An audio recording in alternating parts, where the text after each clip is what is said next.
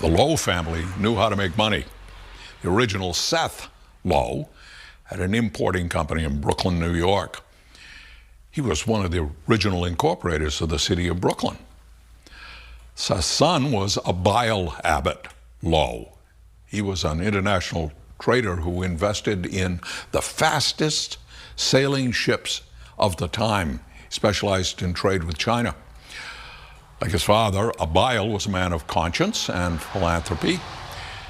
Now, I wasn't able to find any connection between Abiel Abbott Lowe and the Reverend Abiel Abbott, which I know about because he was the founder of the first free public library supported by taxation in the world, the Peterborough Library. So if you know any connection, let me know. The Lowe family, by the way, began their sea trading out of Salem, Massachusetts. They were Unitarians. Abiel married a girl from this town, Ellen Elmira Dow, and this is Wakefield, New Hampshire. And by the way, Ellen's picture is in a book right over there.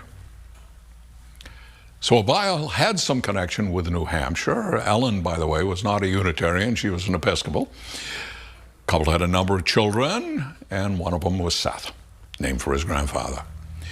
He went on to become the president of Columbia University and the mayor of New York City.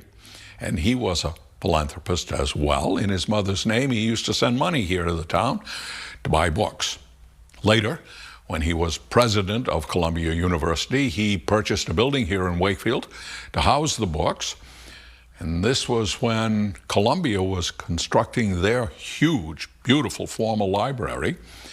Seth Lowe engaged the very same architectural firm that designed the college library at Columbia to build this building, the Wakefield Library.